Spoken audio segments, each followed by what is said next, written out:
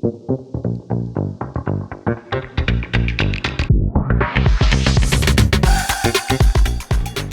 everyone.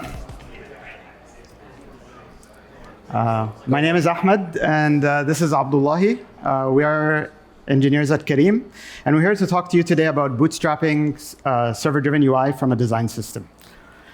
So if we think today about how we ship apps, the way that we ship apps today has a number of problems. Usually, we sit and write code on Android and iOS. We have to wait for the release cycles.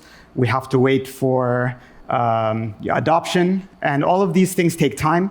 It's a bit difficult to make these kind of changes, especially in a world where iteration speed is very important and adoption is not immediate. So you push a release out, even if you have a weekly release cycle, it takes time for people to actually have the latest version of your app.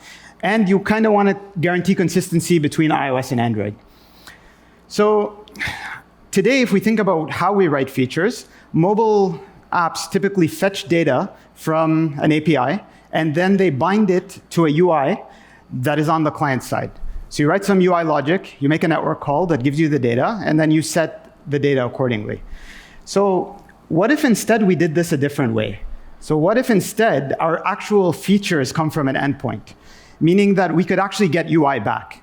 And that's what we refer to as server-driven UI, where the mobile client will fetch a UI representation that is already bound with its data from the APIs. We've deployed this in several places in the Kareem app. All of these are rendered using server-driven UI, which gives us the flexibility of being able to change it as time goes on. And we'll talk to you now a little bit about how to build server-driven UI. Right. So with that description of server-driven UI, what does building it really entail, right? If we wanted to build it from scratch. So there are two things that server-driven UI really needs. It needs a data representation of your model and a corresponding UI component, right? So as an example, we'll go through composes text, right? And that which we'll refer to in this case as label. So in your server-driven UI payload, we'd expect a field called type, which we would then map to its corresponding data representation. And every attribute after that would depend on what your data representation requires. So in this case, of course, we want a text, so we need a text attribute. If we look at the data representation, which we'll call label data in this case, it expects a text field, right? And if you look at the UI representation, it's really just a composable. And all it does is map the text from the data into the component. So let's add something else. Let's add a new attribute to it. Let's add max lines. If we wanted to add max lines to the payload, then we just add it as a new attribute. And in this case, it would be an integer. And similarly, we would update the data representation. In this case, same as an integer, and we would also update the composable. But then, what if we wanted to update it again with, let's say, typography, right? Or even if we wanted to update it with anything. So with this trend, you're seeing that every time we want to add a new attribute, then we'd have to update the API and update the expectations from the payload. And with all of the things that we want to support in certain components, the scope just keeps on increasing. Then we'd have to expose underlying platform attributes, right? Like text size, colors, typefaces, and font weights. This also starts to slowly tie us to the underlying platform. So with server-driven UI in mind, is there a way that we needed a way to kind of simplify the scope and make things a lot more simpler or more defined in terms of SDUI. And that's where our design system came in.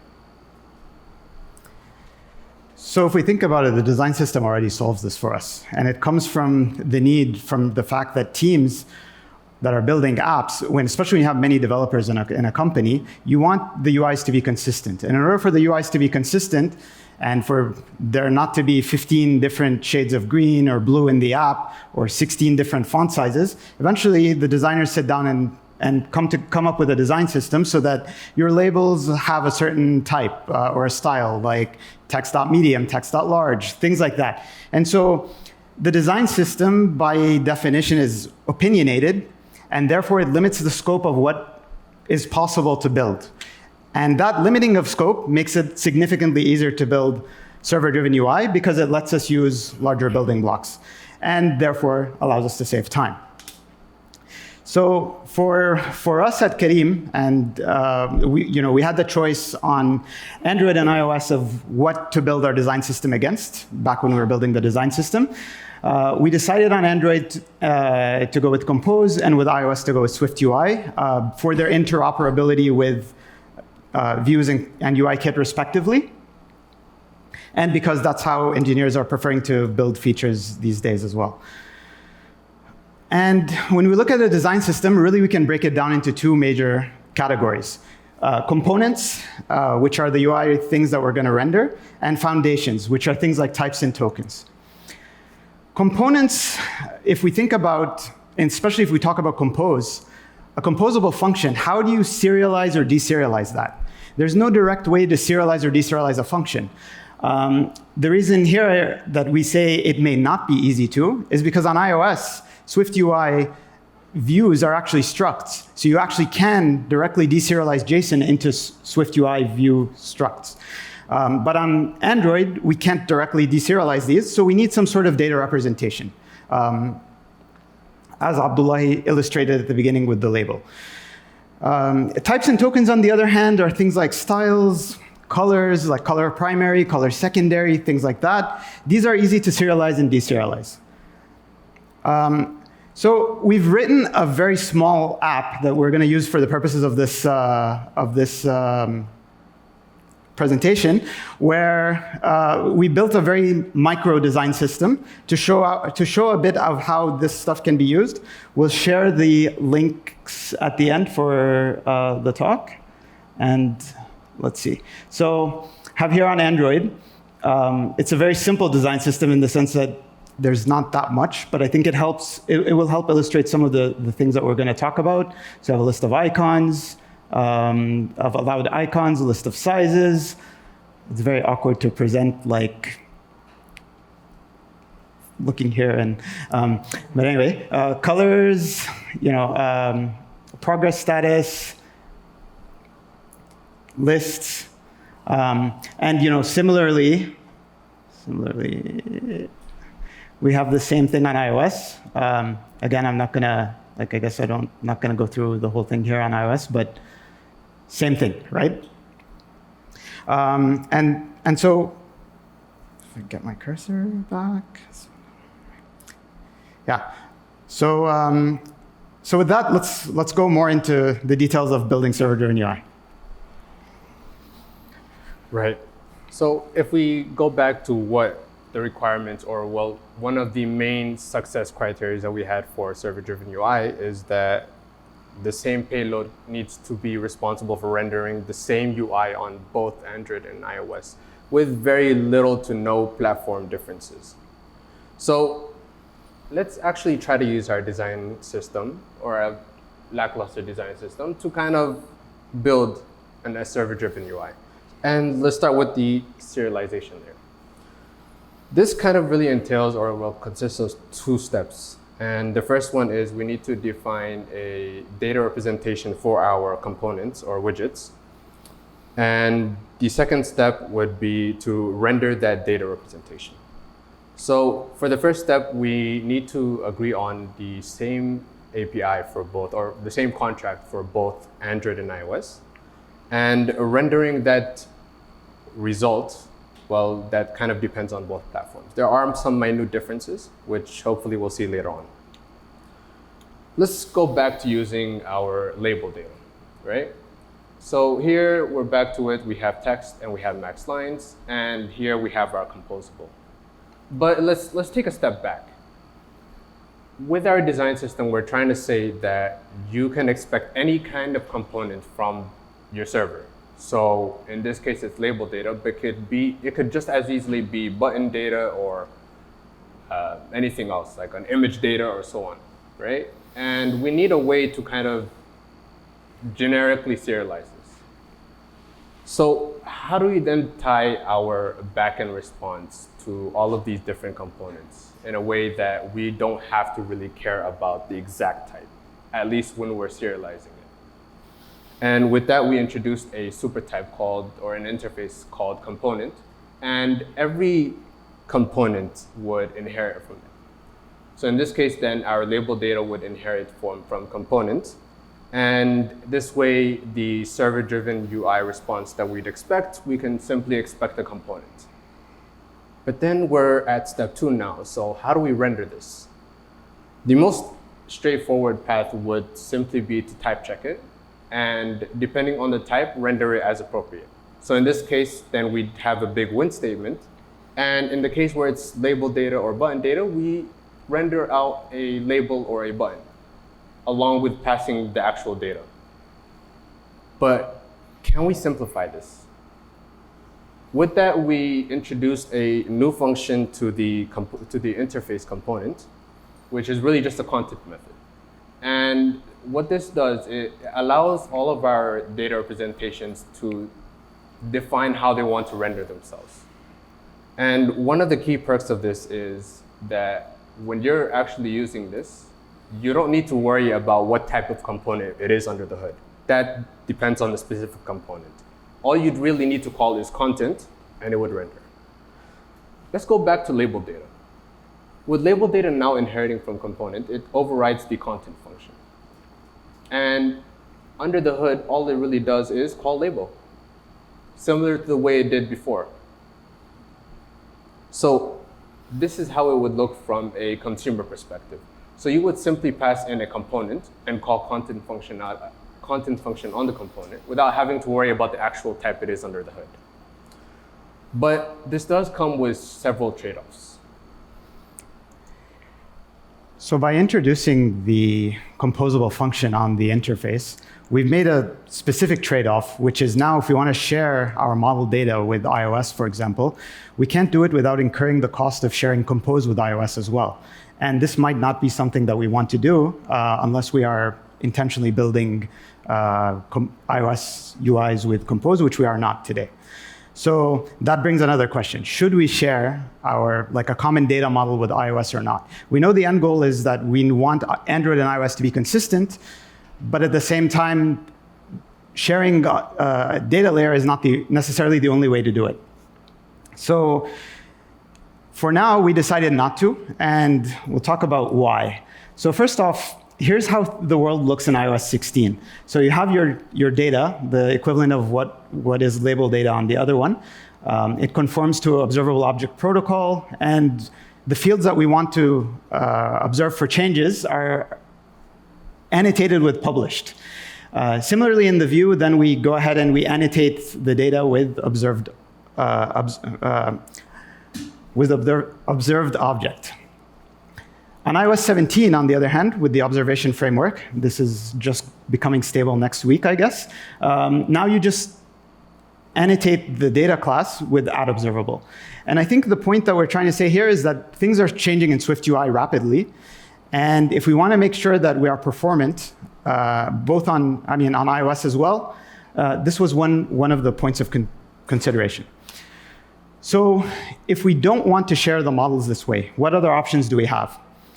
So one option is we can, remove the composable function back from the component, move it somewhere else, and have Kotlin multi-platform shared layer with a Swift wrapper. This is what's similar to some libraries like Sky and KMP native coroutines are doing in order to, for example, make a nicer interface where we can add these annotations, for example, for iOS directly.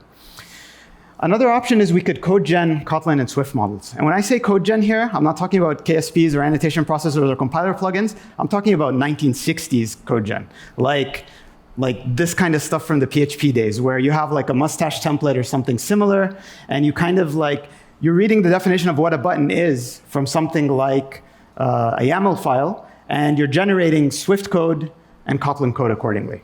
That's another option. A third option is we can do some tricks with expect actual. So for example, we can have an expect interface called renderer, and every component is responsible to return back a renderer instance. And the actual renderer on composed platforms would have the composable functions, whereas the actual one on non-composed platforms would not. And this could actually be yet another option. So with that, let's talk a little bit about what the overall API would look like. So we now took a look at how to build server-driven UI and the trade-offs that you'd expect. What does the final, well, semi-final public API really look like? We went through the component interface, and this is definitely public. So at the end of the day, all consumers would only expect a component. And under that component, they would simply call content, and that would be responsible for rendering their view. We also need to keep in mind that the design system has no network capabilities. It shouldn't be responsible for hitting up any networks or handling networking in general. This should be delegated to the consumers. So with that, we expose a wrapper class around a root component, which you would expect from any API that's serving up a server-driven UI payload. Consumers can then use this and pass it into this function that we provide. So they would pass in a response, and in typical compose fashion, also a modifier. And on our side, we would be responsible for just calling content on it. And one of the reasons behind initially doing this is we didn't really know what we wanted to do under the hood over here. In case we wanted to do some setup, then we would have that luxury moving on. So with that, let's go through another example. And let's take this payload, for example. So this conforms to the wrapper class that we just went through, the server-driven UI response class. And with that, it expects a root. And the root, at the end of the day, is just a component. With this, our component's type is list. And it expects a list of contents. But what does the data representation of that look like? Here we have the data representation list component, and the only thing that it expects is a list of components as content. And given that it inherits from component, it also comes with a content function. But the list component under the hood at the end of the day really is just a lazy column. And all the lazy column does in this case is loop through all the contents and call content for each of them. But now the question is, how do we really use this?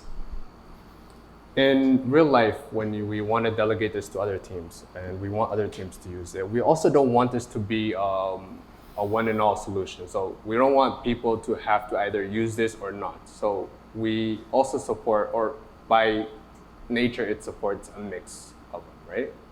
So with this, you can use both native UI and also server-driven UI if you want. So here's just a regular setup. We have a theme and we have a surface. And under the hood, under the surface, then we call server-driven UI function, the one that we just went through. But when you're at this level, you can easily call another native UI component. If you wanted to, you could put this under a column with another row on top, or design it as you wish. But you could have a very small subsection of your screen powered by server-driven UI, and you could have the rest of it as native. So with this, we can it's pretty obvious that server-driven UI, it's a decent option for static content, right? But in this day and age, if it's not interactive, then what's the point, right? And with that, we had to figure out how we would handle events. So with events, we went through a bunch of discussions and we came up with actions. So what are actions?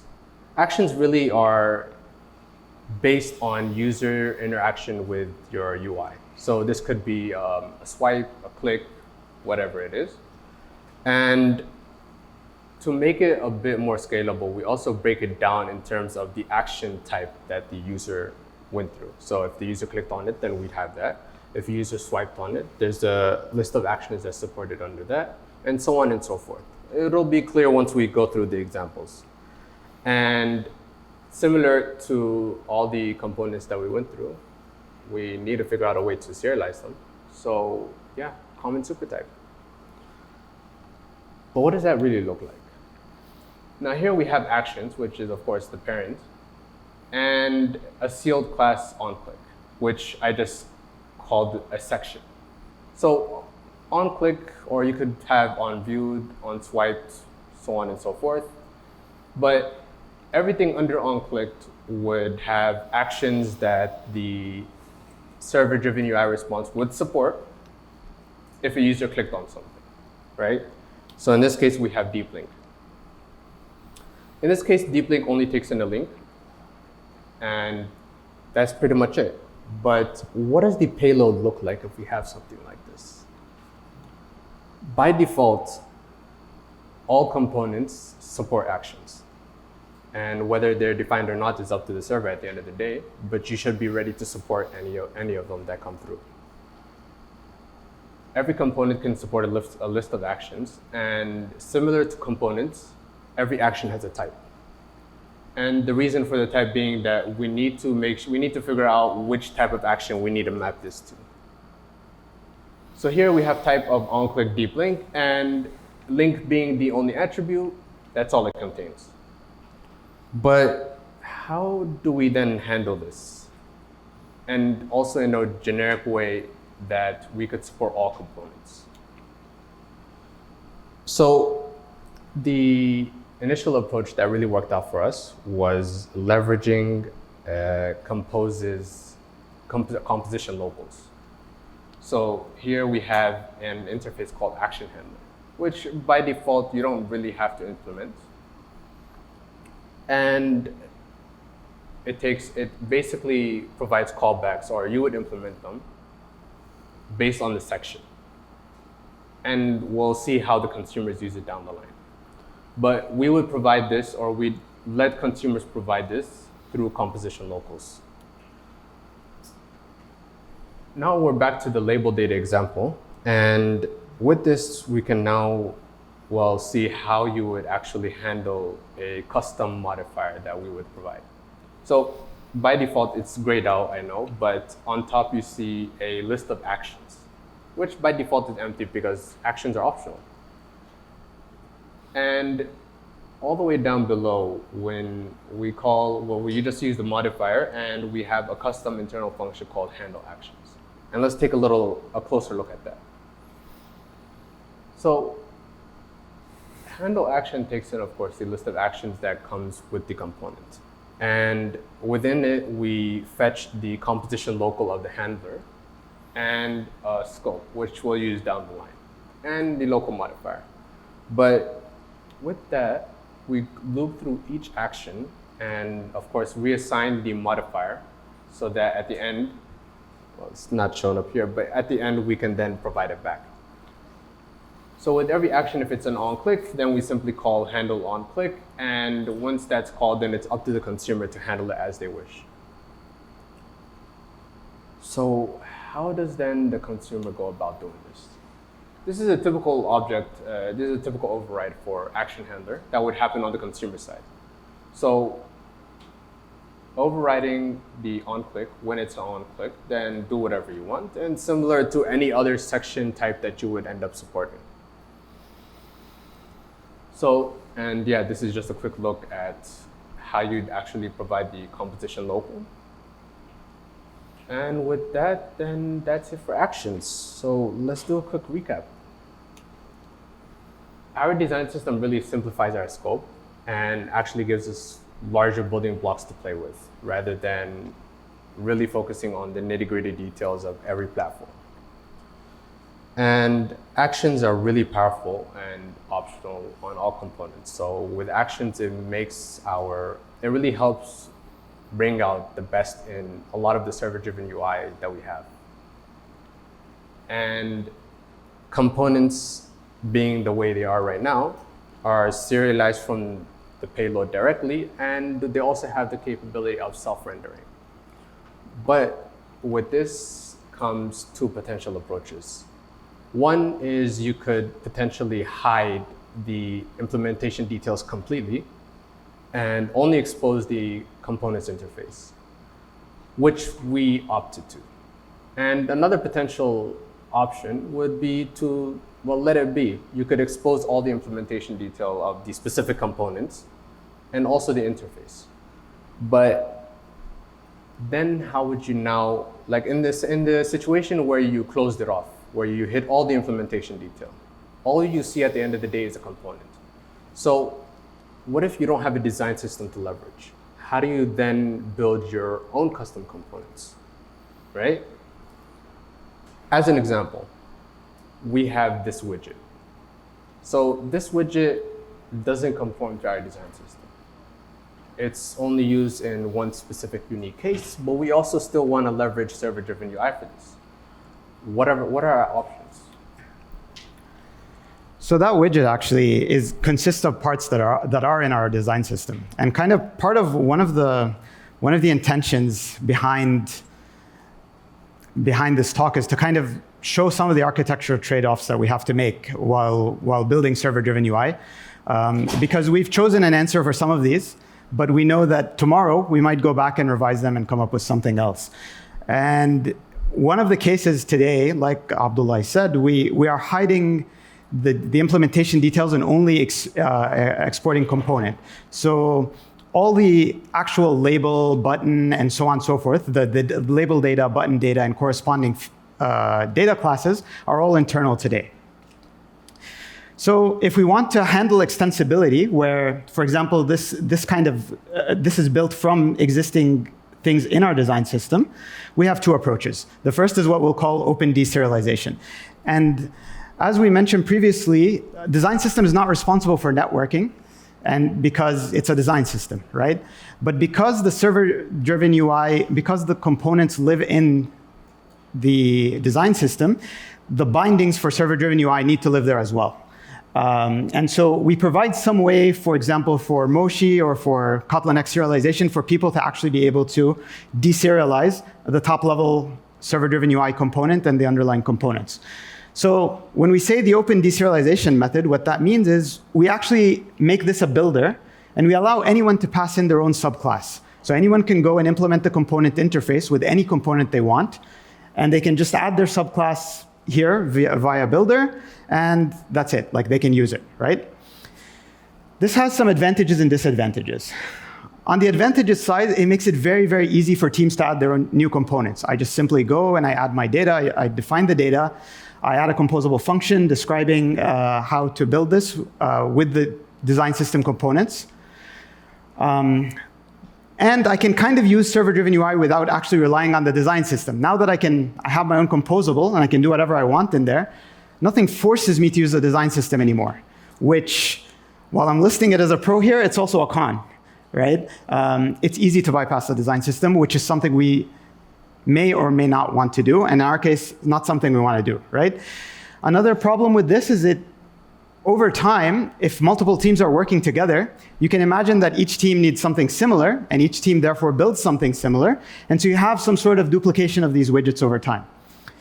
And finally, you lose the ability to make a change without releasing the app. And that's kind of one of the benefits of server-driven UI, is the fact that I can go and make a change on the server to the payload, and therefore I can render an updated kind of something updated, right, as a result, which I no longer can do in this case because the business logic is now shipped with the app, and any change, or the UI logic is now shipped in the app, and any change to these widgets need a new app update. The second option is we could open up primitives. And what I mean by that is, initially we said one of the benefits of building server-driven UI on top of a design system is that we don't need to worry about the nitty-gritty things. We don't need to worry about modifiers and rows and columns and stuff like that. But what if we do? So if we open up some primitives like rows and columns and modifiers, this can actually make our life easier and could be another option. So taking the same widget as an example, and I've kind of removed some of the things in the JSON to walk through it, we say, okay, we have a row that represents what this widget is. It consists of a column where its contents consist of 3 different labels in this case, and followed by the progress, right? And then and any modifiers or whatever, right? So this again has its own pros and cons.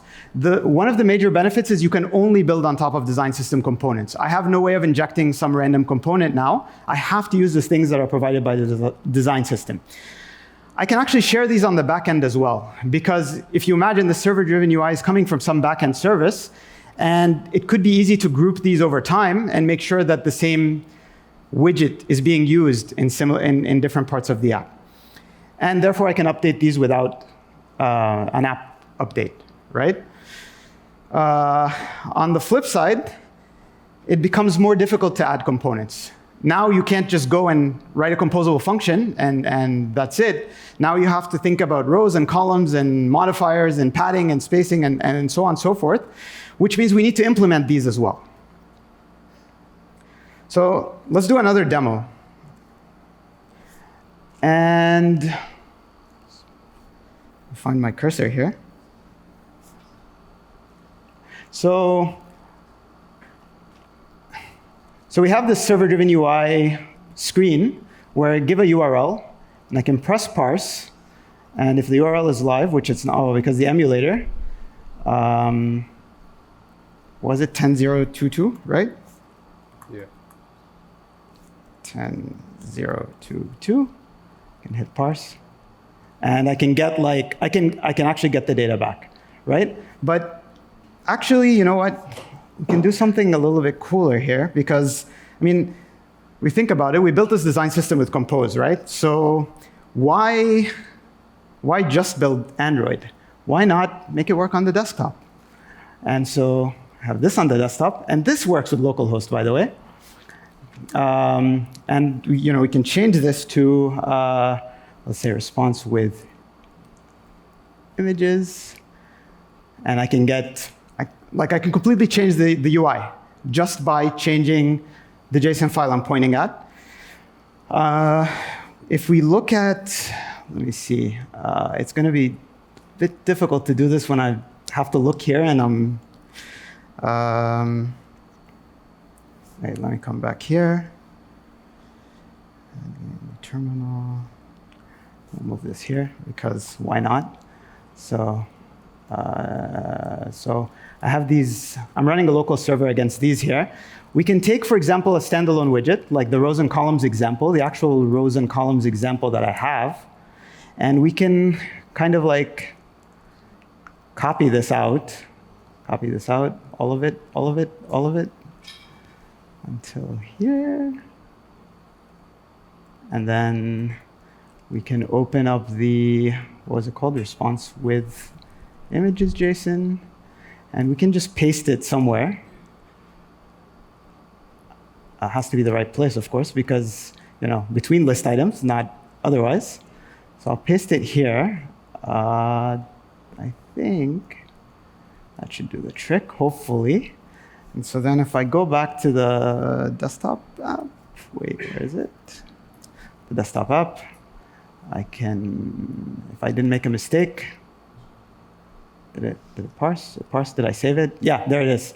So I've updated, but since I put it at the lower part, it wasn't as. But anyway, the other thing is we can also wait. Sorry, I'm trying to find my way around here. All this stuff also works on web, of course, right? So I can also get. Whoops. Wait, let me reload. Yeah. So I can also get all of these same things on the web. So, implementation. So this kind of opens up some opportunities for tooling, right? Some of the ideas that we've kind of thought about and discussed. Web becomes super useful for things like you imagine you want some CMS at some point in time where you put these kind of server-driven UI JSONs or templates, and you want to be able to visualize them. Web becomes very easy for this. Because we have web and desktop, we cannot think about easily building a drag and drop tool or some sort of generator for this thing. Another idea being something like ChatGPT, because where we can kind of explain to it how a label looks like or how our JSON looks like, and then maybe kind of support a natural language. To sum up, to help shipping speeds really fly, we started using server-driven UI, building it against our system of design, colors, fonts, and the width of each line. We agreed on data representations approved by Android and iOS nations. We followed it with a component interface, allowing us to deserialize a polymorphic base. We realized we'd have to glean info on the type to draw on the screen. We need to be sure iOS and Android are in sync. As time goes on, we continue to think, do we generate code from a common source, or misuse expect actual with a lot of remorse? Or do we just share models in KMP? This is yet another point in our decision tree. In order to support actions like click without code that makes us sick, we have each action dependency. We have each action containing its data, handled by a composition local sometime later. How do we allow people to add new components, multiple solutions, each with their proponents, allow folks to define a component type, or implement row, column, and the lower level hype? Since our design system is written in Compose, run it on multiple platforms, we do propose web and desktop make a lot of sense, open up nice doors while costing a mere pence. We hope you'll check out our GitHub repo and make server-driven UI your depot. And this is the GitHub repo.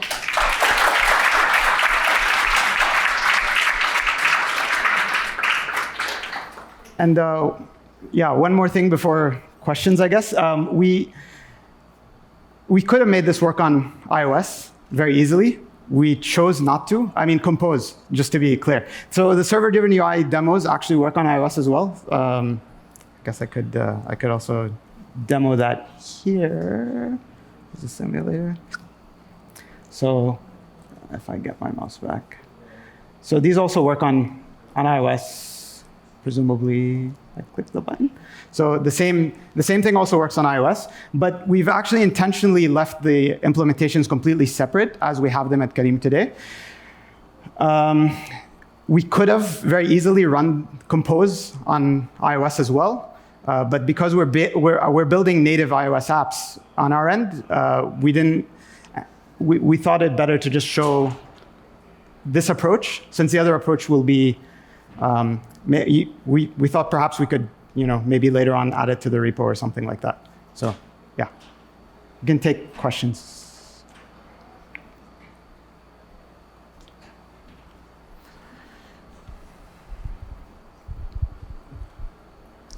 Do you have any kind of validation or like what are the guardrails that help?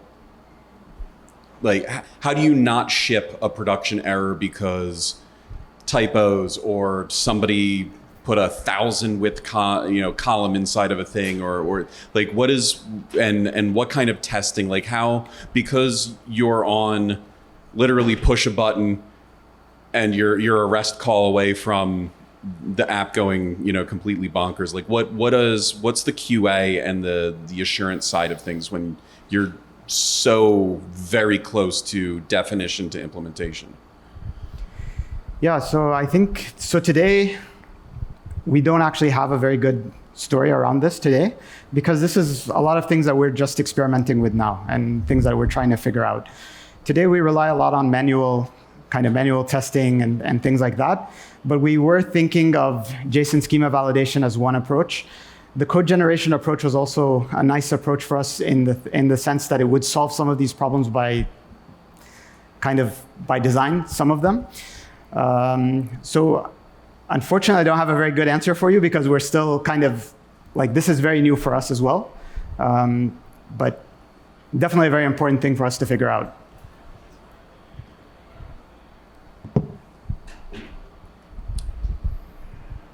Other questions? Yeah, just a quick question here. Say in the event I already have a native implementation for, my server calls on my app, and I want to port into server-driven UI. Is there a world where, and say before I was using some persistence and caching some data? Is there a way? Because I guess that's the weakness of server-driven UI in the sense that there's no offline data retrieval or anything like that. So porting into server-driven UI, is there a world where I can still take advantage of that caching and persistence still using server-driven UI? So good question. So far, we've been able to do some of these things using the existing kind of actions framework here, where, for example, we'll have the actual implementation of actions write to some sort of cache, for example, that ultimately makes a network call and ultimately causes a refresh, something like that. But we realized that this, over time, is not going to scale very well. And one of the things that we kind of touched upon, but we didn't go into too much detail about, was the fact that initially we chose to make all the actual implementations of what kind of component you're getting private. Like the consumer only sees component. They have no idea what kind of component it is. And one of the things we've been talking about more recently is, should we actually relax this restriction? Because it would kind of make sense. It could kind of make sense to say, hey, I want to change, in reaction to this button click, I actually want to change this label data for a label with this particular ID. So give me this label with this ID and make this change. And we could actually do that programmatically if we were to loosen that restriction. But it's one of the things that we're trying to figure out now what the best kind of way to do this is.